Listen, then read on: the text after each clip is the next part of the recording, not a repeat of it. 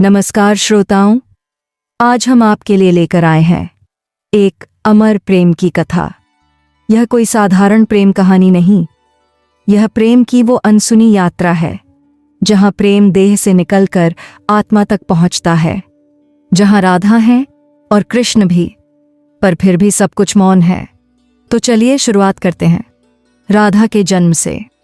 वृंदावन के पास एक छोटा सा गांव था बरसाना, शांत, सुगंधित और चंद्रमा की रोशनी में नहाया हुआ। उस रात कुछ अलग था। आसमान में तारे कुछ ज्यादा ही चमक रहे थे, जैसे ब्रह्मांड भी किसी अद्भुत आगमन की प्रतीक्षा कर रहा हो। पेड़ झूम रहे थे, पक्षी मौन हो गए थे, और तब वृंदावन देवी ने मुस्कुराते हुए ब्रह्मा से कहा, अब समय आ गया है प्रेम को साकार रूप देने का। राजा वृषभानु और रानी कीर्ति कई वर्षों से संतान सुख से वंचित थे। एक दिन जब वृषभानु जी यमुना के तट पर ध्यान मग्न बैठे थे, उन्हें जल में एक दिव्य प्रकाश दिखाई दिया, जैसे स्वयं चंद्रमा ने अपना तेज छोड़ दिया हो। उस प्रकाश में एक नवजात कन्या थी। उसके नेत्र बंद थे, शरीर निष्कलंक, परंतु उसकी उपस्थिति से पूरा वातावरण एकदम शांत और मधुर हो गया था। राजा ने उस कन्या को अपनी झोली में उठाया। जैसे ही उन्होंने उसे छुआ, उन्हें ऐसा लगा जैसे उनके हृदय का कोई कोना पिघल गया हो। हे कन्या, तू कौन है? तेरी आंखें क्यों बंद हैं? क्या तू कुछ देख नहीं सकती? राजा की आंखें भर आईं, किंतु एक दिव्य आकाशवाणी हुई, यह राधा है, यह कृष्ण के प्रेम की मूर्ति है। इसकी आंखें तब तक नहीं खुलेंगी जब तक इसके नेत्रों में श्री कृष्ण की छवि नहीं उतरती।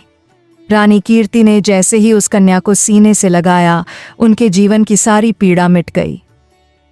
बरसाना में खुशियां फैल गईं, पर किसी को नहीं पता था कि यह मुस्कान एक दिन संसार के सबसे गहरे विरह की कथा में बदल जाएगी। गांव की स्त्रियां फुसफुसाने लगीं, ये कैसी कन्या है जिसकी आंखें नहीं खुलतीं? क्या यह श्राप है या कोई चमत्कार? लेकिन राजा वृषभानु ने केवल यही कहा, ये मेरी राधा है, और जब नेत्र खुलेंगे पूरा संसार प्रेम को देख पाएगा। कृष्ण तो वृंदावन में पहले ही अवतरित हो चुके थे। वे गोपियों के हृदय में आनंद की लहर बनकर दौड़ रहे थे, पर राधा, वह तो प्रेम का पूर्ण रूप थीं। उनका जन्म हुआ ही कृष्ण के विरह को पूर्ण करने के लिए, क्योंकि बिना राधा के कृष्ण भी अधूरे थे। बरसाना में राधा बड़ी हो रही थीं, लेकिन अब तक उनकी आंखें बंद थीं। चलती थीं, हंसती थीं, बात भी करती थीं, पर देख नहीं सकती थीं। रानी कीर्ति हर दिन उन्हें गोदी में लेकर यमुना किनारे जाती और कहती, हे यमुना मैया, मेरी बेटी के नेत्र तभी खुलेंगे जब उसका कृष्ण आएगा, तो कृपा कर उस दिन को शीघ्र ला दो। राधा मुस्कुराती, जैसे वो जानती हों, मैं देख तो नहीं सकती, लेकिन किसी को हर पल महसूस करती हूँ, कोई है जो मेरे भीतर सांस लेता है। एक दिन बरसाना के आसमान में एक अनोखी बांसुरी की धुन गूंज उठी। उस धुन में कुछ ऐसा था जैसे हवा ने प्रेम को स्वर दे दिया हो, जैसे वृक्षों के पत्ते खुद ब खुद नाचने लगे हों। पशु पक्षी शांत हो गए, राधा रुक गईं, उनकी सांसें थम गईं, हृदय धड़कने लगा जैसे कोई भीतर आकर बैठ गया हो। कौन है ये? उन्होंने माँ से पूछा। कीर्ति रानी भी स्तब्ध थीं, क्योंकि वो धुन सीधे हृदय में उतर रही थी। कुछ ही क्षणों में एक रथ आया। नंद बाबा और यशोदा बालकृष्ण को लेकर बरसाना आए थे। कृष्ण रथ से उतरे, छोटा सा, सांवला, मुरलीधर बालक, जिनके कदम जहां पड़े धरती हरी हो गई। राधा वहीं खड़ी थीं, नेत्र अब भी बंद। कृष्ण ने धीरे से उनके पास आकर मुस्कुराकर कहा, राधे, देखो, मैं आ गया। जैसे ही कृष्ण ने राधा के माथे को छुआ, राधा की आंखें खुल गईं। उनके जीवन का पहला दृश्य था कृष्ण का मुस्कुराता हुआ मुख। उनके नेत्रों से अश्रु बह निकले, लेकिन वो आंसू दुहक नहीं थे। वो तो उस प्रेम के थे जो जन्म जन्मांतर से अधूरा था। लोगों ने देखा कि जो कन्या अब तक नहीं देख सकी थी, अब आंखें खोल चुकी थी, लेकिन उनकी दृष्टि केवल एक ही दिशा में थी, केवल कृष्ण की ओर। कृष्ण ने राधा की ओर हाथ बढ़ाया और राधा ने निसंकोच उसे थाम लिया। दोनों बच्चों के नेत्रों में जो भाव था, वह किसी ने पहले कभी नहीं देखा था। वो कोई सामान्य मित्रता नहीं थी, वो था आत्मा का आत्मा से मिलन। राधा ने कुछ नहीं कहा, कृष्ण ने भी कुछ नहीं बोला, लेकिन जो कहा गया वो मौन में था, हृदय से हृदय तक। मैं जानती थी तुम आओगे। मैं कभी गया ही नहीं राधे, मैं तो तुम्हारे भीतर ही था। अब राधा की आंखें खुल चुकी थीं, लेकिन उनके लिए अब संसार में कुछ और देखने योग्य नहीं था, क्योंकि उन्होंने जो पहली बार देखा वो ही सब कुछ था। श्री कृष्ण। बरसाना और वृंदावन के बीच अब केवल दूरी थी, मन तो पहले ही जुड़ चुका था। हर दिन राधा अपने सखियों के साथ वृंदावन जाती और वहीं नंद बाबा के आंगन में कृष्ण प्रतीक्षा करते। वो कोई साधारण बचपन नहीं था, वो दो दिव्य आत्माओं का लीला रूप था, जहां सखियों की हंसी में श्रृंगार था और बांसुरी की धुनों में विरह की तैयारी। जब भी कृष्ण बांसुरी बजाते, राधा का हृदय स्थिर हो जाता। गोपियां उस धुन पर झूमती, पर राधा वो बांसुरी को सुनती नहीं थीं, उसे जीती थीं। उनका चेहरा दमकने लगता था, जैसे वो बांसुरी की हर सांस को अपने भीतर भर रही हों। सखियां हंसकर कहतीं, राधा तू तो जैसे बांसुरी में ही खो जाती है। राधा मुस्कुरा देती। एक बार शरद पूर्णिमा की रात्रि थी। चंद्रमा पूरा था, यमुना की लहरों पर उसकी छाया नाच रही थी। वृंदावन की रात्रि में कुछ अद्भुत था, सारा जंगल चमक रहा था। श्री कृष्ण ने बांसुरी उठाई और एक मधुर तान छेड़ी।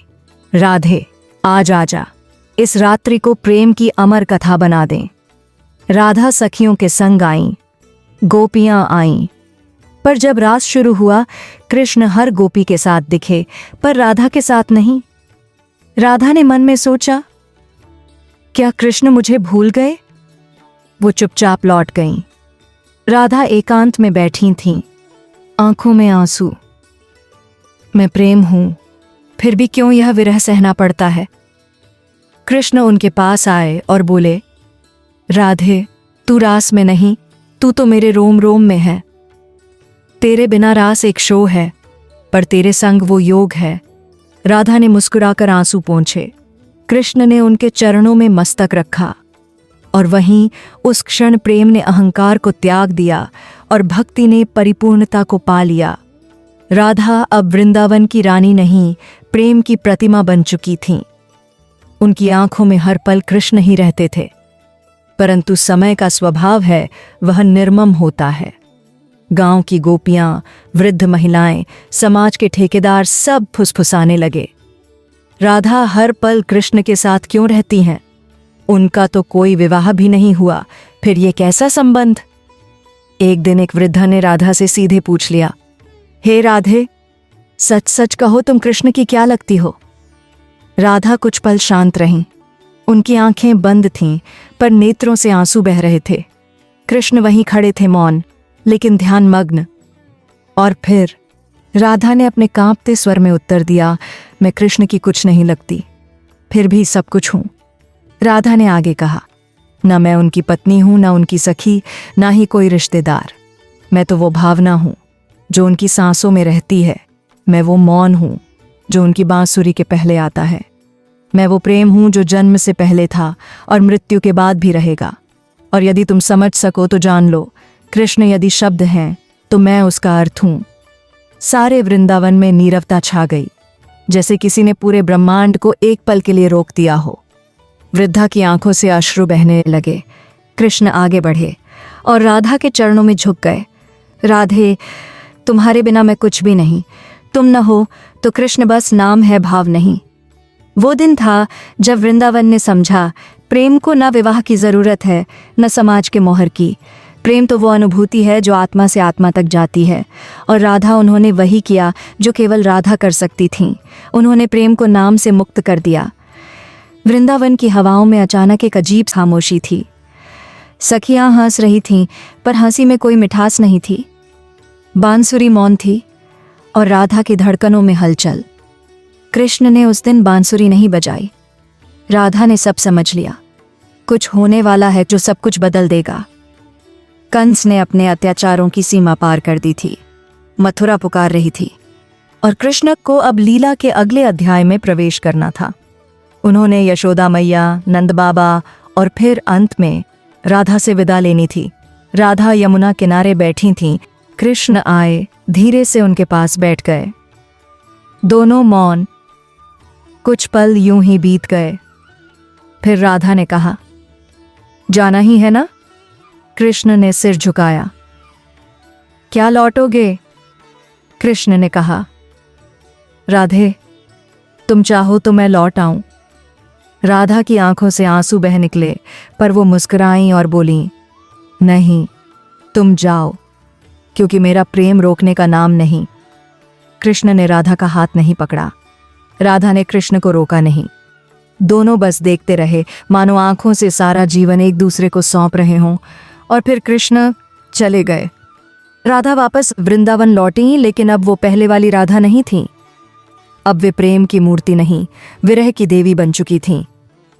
उन्होंने श्रृंगार त्याग दिया, क्योंकि अब उनका हर सांस, हर क्षण ही भक्ति था। राधा मुस्कुराती और कहती, अब नहीं करती, क्योंकि अब मैं ही कृष्ण हूं और कृष्ण ही मैं। जो प्रेम एक देह से बंधा हो वह प्रेम नहीं, आकर्षण है। मेरा कृष्ण अब बाहर नहीं, वो मेरी हर सांस में समा चुका है। वर्ष बीत गए। वृंदावन वहीं था, पेड़ वही, यमुना वही, लेकिन अब वहां राधा नहीं थी, केवल उनकी यादें थीं। राधा अब वृद्धा हो चुकी थीं, पर उनकी आंखों में अब भी कृष्ण की झलक थी। शरीर थक चुका था, पर प्रेम अब भी उतना ही तीव्र। और एक दिन राधा के हृदय में एक आवाज आई, अब चलो राधे, वहां जहां कृष्ण देह रूप में अंतिम बार तुम्हारी प्रतीक्षा कर रहे हैं। राधा द्वारका पहुंची, पर रानी बनकर नहीं, एक साधारण दासी के रूप में। उन्होंने किसी से नहीं कहा कि वे राधा हैं, न ही श्री कृष्ण ने उन्हें देखकर कुछ कहा, किंतु वे जान गए थे, ये वही है जिसके बिना मेरा जीवन भी केवल लीला है, सत्य नहीं। कुछ दिन बीते। राधा ने कृष्ण से कहा, प्रभु, मुझे कुछ नहीं चाहिए, बस कुछ दिन आपकी बांसुरी की सेवा में रहना चाहती हूं। उसे साफ करना, उसके पास बैठना, उसे महसूस करना। कृष्ण मौन रहे और सिर झुका दिया। उन्होंने राधा को वो बांसुरी सौंप दी जो कभी केवल राधा के लिए ही बजती थी। राधा उस बांसुरी के पास बैठ गईं। उसे दिन रात छूती, साफ करती, उससे बातें करती, मानो उसी में कृष्ण का सारा स्वरूप समाया हो। फिर एक शाम, जब सूर्य डूब रहा था, राधा ने बांसुरी को अपने हृदय से लगाया और शांत हो गई। कृष्ण को आभास हो गया, अब राधा की देह नहीं रही, पर वह मुझ में समा गई है। उन्होंने वो बांसुरी उठाई और धीरे से यमुना की गहराई में प्रवाहित कर दी। उस दिन के बाद कृष्ण ने कभी बांसुरी नहीं बजाई, क्योंकि जिसके लिए वो बजती थी वो अब देह में नहीं, उनकी आत्मा में विलीन हो चुकी थी। कृष्ण ने आकाश की ओर देखा और कहा, हे राधे, जब तू थी तब मैं कृष्ण था, अब तू मुझ में है तो मैं पूर्ण हूं। जब राधा ने प्राण छोड़े तब न तो आकाश फटा, न पृथ्वी डोली, बस एक अद्भुत मौन छा गया। कृष्ण ने उनके पार्थिव शरीर को नहीं जलाया, क्योंकि वो जानते थे राधा की मृत्यु नहीं हुई है, वो तो अब मुझ में समा गई है। राधा की देह नहीं थी, पर उनका अस्तित्व हर कण में, हर ध्वनि में, हर हरि नाम में समा चुका था। कृष्ण द्वारका लौटे, पर अब राजमहल भी सूना लगता था। सभा में शौर्य था, लेकिन हृदय में विरह का शून्य। कई वर्षों तक उन्होंने किसी से राधा का नाम नहीं लिया, पर जब कोई बांसुरी की बात करता, उनकी आंखें भीग जातीं। एक बार उद्धव ने पूछा, प्रभु, क्या आप अब भी राधा को याद करते हैं? कृष्ण मुस्कुराए और बोले, राधा को याद नहीं करना पड़ता उद्धव। जब मैं सांस लेता हूं तब वो स्वयं भीतर उतर आती हैं। राधा और कृष्ण के बीच जो प्रेम था वो कभी विवाह से बंधा नहीं, ना ही किसी संकल्प से। वो था एक आत्मा का दूसरी में लय। राधा का अस्तित्व मिटा नहीं, वो कृष्ण के हर स्वरूप में जीवित हो गईं। जब अर्जुन को गीता सुनाई गई, कृष्ण के भीतर राधा की करुणा बोल रही थी। जब भक्त मीरा ने कृष्ण को पुकारा, उनके आंसुओं में राधा की तड़प थी। जब कोई प्रेम करता है बिना अपेक्षा के, जब कोई रोता है अपने प्रभु के लिए, जब कोई बांसुरी सुनकर भीतर तक कांप जाता है, तो समझ लेना वहां राधा जीवित हैं, वो अमर हैं। क्योंकि उन्होंने प्रेम को देह, समय और मृत्यु तीनों से मुक्त कर दिया। राधा रानी का जीवन हमें यही सिखाता है, सच्चा प्रेम पाना नहीं होता, वह समर्पण होता है। जहां दो नहीं रहते, केवल एक होता है। अगर यह कथा आपके हृदय को छू गई हो तो इसे अपने दोस्तों को शेयर करें, क्योंकि प्रेम जितना बांटते हैं उतना बढ़ता है। जय श्री राधे।